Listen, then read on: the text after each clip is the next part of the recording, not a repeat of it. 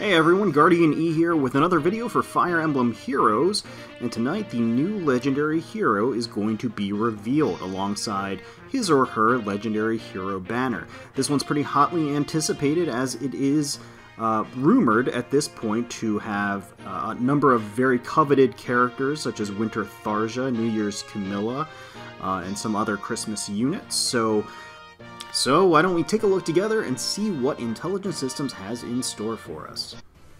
Alright, let's get this started. A lot of people speculating, all signs pointing to a green hero this time around. Let's see what they've got for us.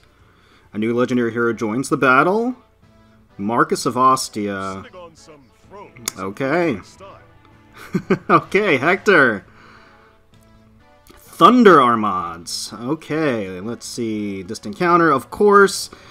Wouldn't be Hector without Distant Counter. Oh, that little flare, I like it. Okay. The end is near. I'm ending this. Comes with Draconic Aura. I want to take a look at the... Okay, Elise. Brave Ike. Winter Tharja. Okay. Myrrh. Vanguard Ike. Oh, okay, we've got Love Abounds Lynn, Love Abounds Roy, Legendary Ephraim, Morgan, okay, Female Grima, Leaf. Okay, so that's a pretty stacked... no New Year's Camilla. I was expecting New Year's Camilla this time around, but was not to be. But still a pretty stacked banner overall. I know that a lot of people were hoping for Myrrh. So Myrrh and Hector both being green on this banner. Who's the third green? Myrrh and Hector both being green. Brave Ike obviously being very strong as well to this day. So a lot of... it seems like green is going to be an excellent color to pull on. So let's take another look at the banner itself and of course at Legendary Hero Hector. Alright. Okay, the art's pretty cool. Wada Sachiko, he always does great work. Let's take a look at his skills. So we've got Thunder Armads, grants defense +3, so it has a native defense boost. If the number of allies within 2 spaces, oh gosh, it's one of these. It's like Legendary Lyn. If the number of allies within 2 spaces, excluding unit, is greater than the number of foes within 2 spaces, excluding target, foe cannot make a follow-up attack. Okay. And that works on both phases, so it's sort of a built-in wary fighter as long as you have enough allies around you.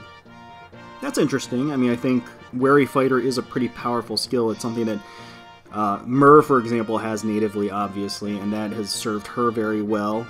And, of course, Myrrh works very well with Distant Counter as her A slot, which is something that Hector pretty much always comes with.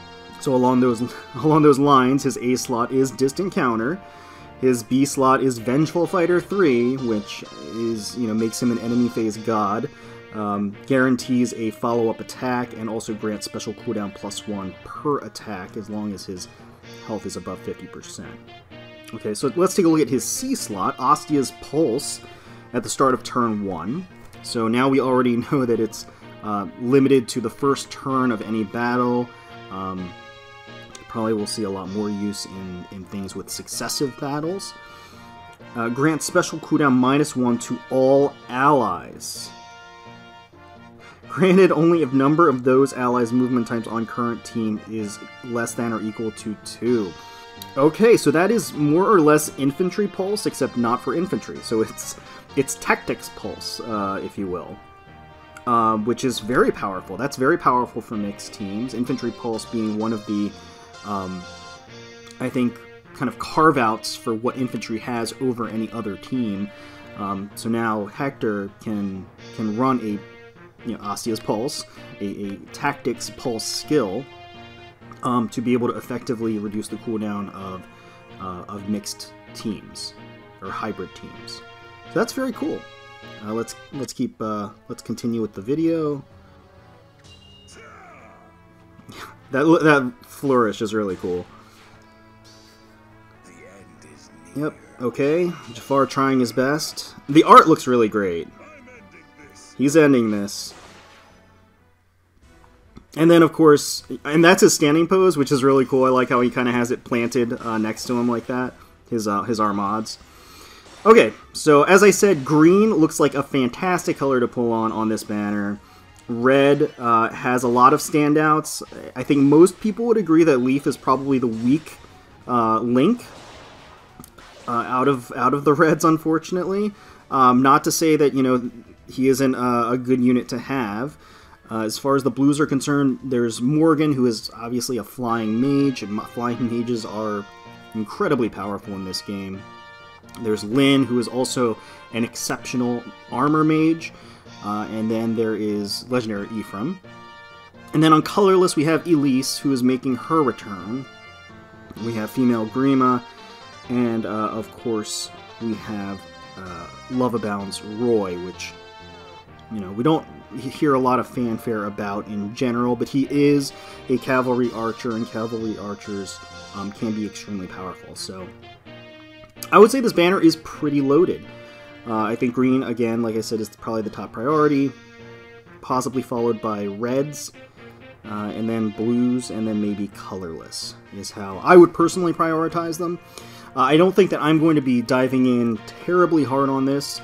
I am still hurting from the Summer Banner Part 1, potentially the only Summer Banner, actually, considering that we have the 2 reruns that are that have cropped up right now.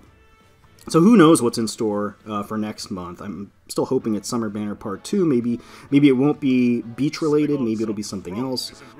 Regardless, there's a lot of stuff coming up, and my orb count is hurting pretty bad from the last banner, and so I don't know how much I'm going to go in on this, if at all. But let me know in the comments below if you're excited. Hector finally getting a legendary, one step closer to Hector Emblem. So those of you who are waiting for Choose Your Legends Hector, I can't see the man putting down Armads anytime soon. Hector Emblem is going to be all greens, but I want to see it. I want to see anybody that gets all of their Hectors together. I want to see them go on a tear in Arena with their all greens. It's very exciting to see him and see what he brings to the table. I think his Armads is very interesting in terms of the inherent wary fighter. And I do think it'll be powerful. I don't know if it's necessarily going to have the same sort of impact as Berserk Armads, for example. Another sort of interesting thing to note is that this is the first time we're getting 2 legendary heroes from the same game. Thus far, Intelligent Systems has limited the legendary hero representation as 1 per game, and they've just broken that rule for themselves, or not a rule necessarily, but they've basically dashed those expectations. So, you know, going forward, that rule's out the window. Really, we could be getting anybody from any game as a legendary hero in the future. But let me know in the comments below if you're excited for this banner, what colors you're going for, what units you're trying to pull. I hope you enjoyed coming along for the ride, and if you did, please feel free to leave us a like, comment, or subscribe to the channel for more Fire Emblem Heroes content. Thank you so much for watching. We really, really do appreciate it. We like to have fun with these. So until next time, let's protect those skies.